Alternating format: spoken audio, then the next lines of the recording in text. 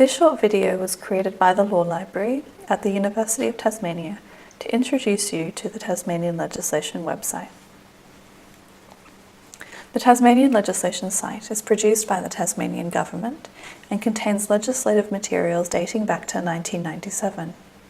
To find the site, you can Google Tasmanian Legislation and it will come up, or you can simply save the address www.legislation.tas.gov.au onto your browser, as you may be returning to it on a frequent basis in this course. So there are two techniques to find legislation on the Tasmanian Legislation site: searching and browsing. In reality, you often do a combination of both. However, in this video, we're going to show you each of these techniques using distinct scenarios. The first of these scenarios, we're going to look at the question, what does a Tasmanian court have to take into account when making a family violence order? So we're going to go over to the Tasmanian site and have a look at that. So there's a couple ways that we can search the site. There is a quick search option here. So if you know the name of the legislation, you can start typing it in, and it will bring up some potential options for you. So we're interested in the Marine Farming Planning Act of 1995, and then we can go straight to that piece of legislation. If we're doing a topic search, so we have a general question, we're trying to find what legislation may be relevant to our question, we're going to be using the advanced search function. So here we select search, and then we go over to advanced search. We can limit the number of acts or type of collections, so whether it's acts or statutory rules. In this case, we're just going to search across everything. And we're going to use the search term family violence.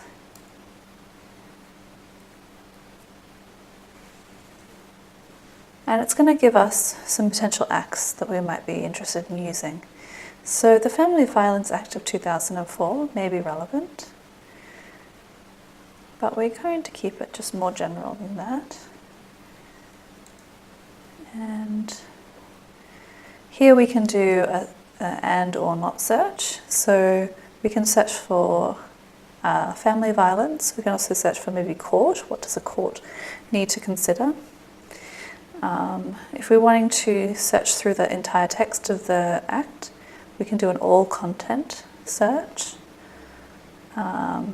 Or we can even search by date. So if we're not coming up anything with family violence, we could also look for synonyms.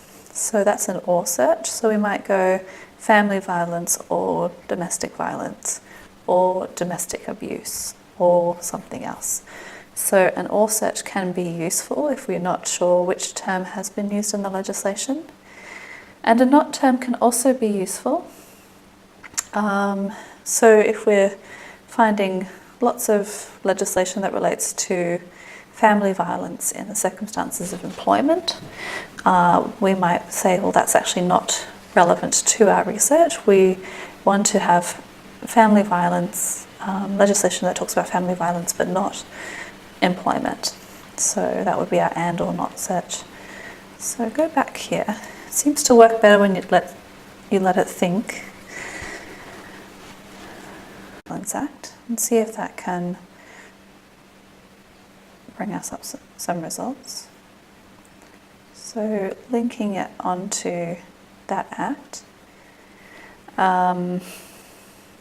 we could go through the entire Act and have a look at it section by section, but because we're using our search, we're going to do a search within the Act.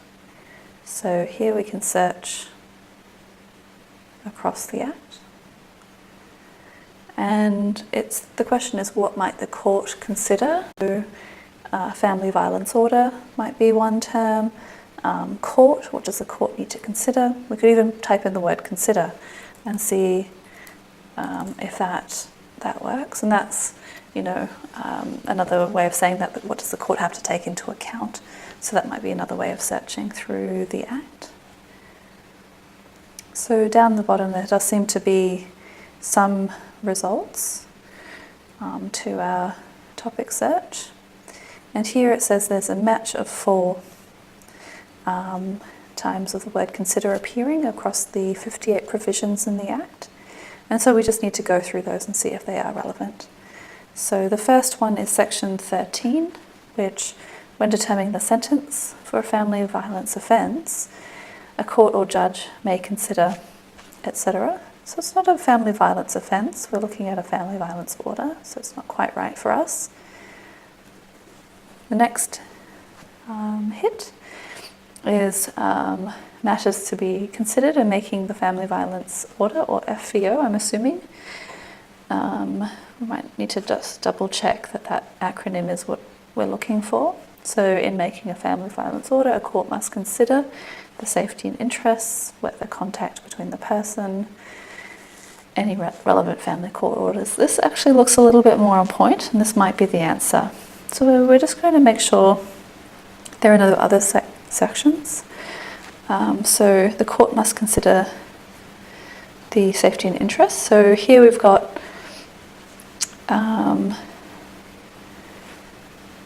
a little bit more information and things that the court needs to take into account, which may be relevant to the circumstances, I don't know. And finally, we've got a hit here somehow, and that might be in relation to other sections. So I'm not quite sure how that relates, but it's what our wonderful database has brought up for us. So given the responses we've gotten to our search, probably the second and the third hits in making a family violence order, a court must consider. It's always useful to have a look at the context. So is this something in the part of the legislation that's sort of relevant to us, and what other elements of the legislation might be relevant? But it looks like this has given us the way to answer our question. We've had a look at the legislation, and there is legislation that relates to family violence orders and what a court has to take into account. So that's given us a demonstration of how to use the advanced search option. So the other way that we can use the Tasmanian legislation site is to do a browse, and so I'm going to take you through a demonstration of browsing. Here we have David. He's subject to a community service order for dangerous driving, and the question is he still eligible for jury service? So we're going to have a look at what's in the Tasmanian legislation website. So we have a browse option as well. So you might want to, for that question, might want to search again, but just demonstrating the use of the browse option. It gives us 3 different tabs. So in-force legislation refers to current legislation, so active legislation. Legislation is made, as I mentioned earlier, is the original version of the legislation before any amendments.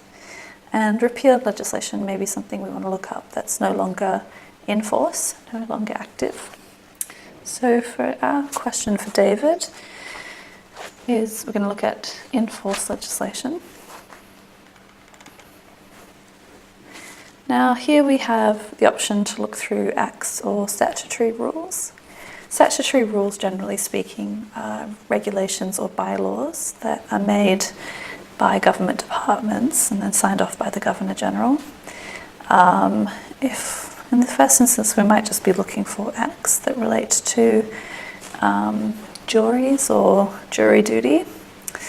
So we're going to have a look by alphabet. And in the results down the bottom, we can see that there is a Juries Act 2003. So here you have the Act, and you can select the whole Act if you want to go through and have a read. Generally, I like to go via the table of contents on the left-hand side. So this is how you might browse through. So liability for jury service. So here we have persons qualified, liable or ineligible for jury service. So that might be relevant to David. And this is more information on the jury trials, enforcement, and miscellaneous. Going back, I would suggest that we have a look first at eligibility to serve. So a court may order a person not to perform jury service, exemptions and circumstances. So let's have a look at, there might be something on ineligibility or an exemption. So we'll have a look first at the first one. So persons qualified, liable or ineligible for jury service. Any person who is enrolled on the state roll is qualified and liable for jury service. The person referred to in Schedule 1 is disqualified from jury service, and a person referred to in Schedule 2 is ineligible from jury service. So the question now becomes, is David somebody who is either disqualified or ineligible? So let's have a look at Schedule 1. And here we see quite clearly community service order, a person who is subject to a community service order, probation order or undertaking to appear under the Sentencing Act is disqualified from jury service. So the answer has come to us that David, who is currently subject to a community service order because of, I think, dangerous driving or drink driving, he is disqualified. And so that's how we might use browse. So we've had a look at searching the Tasmanian Legislation site and using the advanced search function. Things that I have found when using it, that it can be a little bit slow, so not just to plug in my search terms and hit search straight away. Sometimes it comes up with 0 results, but giving it a moment to think and see if it can pick up anything from my search terms. I have a few tips. So the first one is don't use that quick search button if you don't know the name of the legislation. Don't leave the history button on. So there is at the top I guess a history button that gives you historical versions of the legislation. And I have had experience with people calling in and saying, why does it look like this? And it's because they've left the history button on and it's giving them the wording of historical versions of the section within the legislation. The website also has some good links to other sites. So if you're wanting more, for example, bylaws, council bylaws and things like that, there are links from the Tasmanian Legislation site. It's important to be aware that the Tasmanian Legislation site is not the authoritative, does not give the authoritative version, although it is very quickly published. If you're going to court, you do need to take in the paper version of the legislation, so not a printout, but a paper version from the court library. We have a lot of help with searching legislation, so that was a very quick introduction to a particular database, but if you're wanting to search across different jurisdictions, for example, I recommend that you go to the library homepage, look up the subject guide for law, and there is a library skills research subject guide that you can use. And I guess the last thing is, when you're writing out an act in your assignment or in your, if you're going to court, in your court documents, you want to follow the AGLC 3 guide, so the Australian Guide to Legal Citation, 3rd edition. And here's 2 examples of how you might cite an act and a rule. So subsection 3A of the Media Rights Act of 1973, you'll notice that the act and the date is italicized, the jurisdiction is in parentheses and it's shortened to TAS, and then you've got subsection 3 and then A is in parentheses again. And similarly with the rules, court rules, the Supreme Court rules is italicised, the jurisdiction here is Victoria, and then you've got the details of the rule at the end. So when you are writing it out, do check out the AGLC3 guide. That's also in the library subject guide called AGLC3, or Writing and Referencing. And if you have any questions, please don't hesitate to contact us at the Law Library. Our phone number and email is on the slide, and you're also welcome to come in if you're in the neighbourhood. We look forward to your questions. Thank you for your time, and hopefully that was helpful to you.